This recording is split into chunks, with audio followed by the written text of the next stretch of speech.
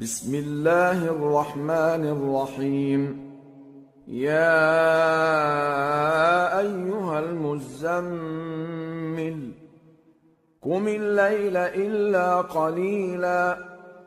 نصفه أو انقص منه قليلا أو زد عليه ورتل القرآن ترتيلا إنا سنلقي عليك قولا ثقيلا إن ناشئة الليل هي أشد وطئا وأقوم قيلا إن لك في النهار سبحا طويلا واذكر اسم ربك وتبتل إليه تبتيلا رب المشرق والمغرب لا إله إلا هو فاتخذه وكيلا واصبر على ما يقولون واهجرهم هجرا جميلا وذرني والمكذبين أولي النعمة ومهلهم قليلا إن لدينا أنكالا وجحيما وطعاما ذا غصة وعذابا أليما يوم ترجف الأرض والجبال وكانت الجبال كثيبا مهيلا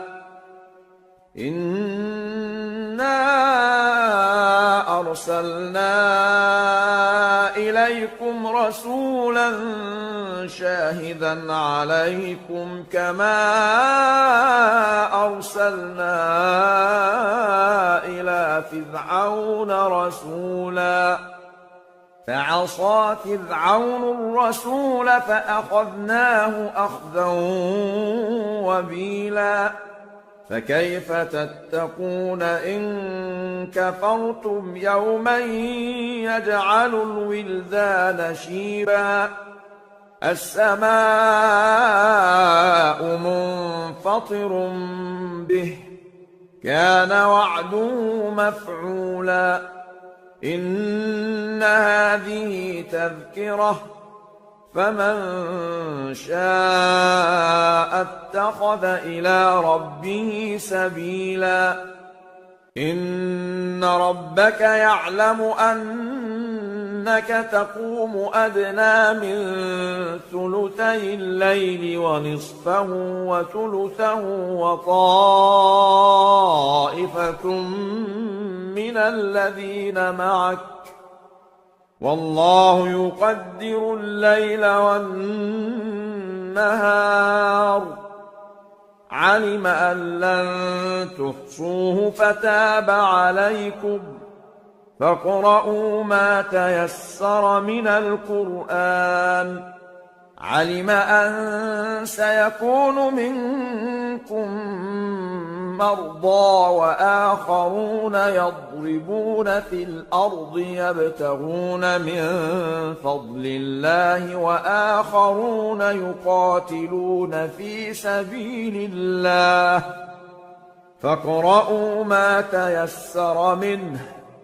وأقيموا الصلاة وآتوا الزكاة وأقرضوا الله قرضا حسنا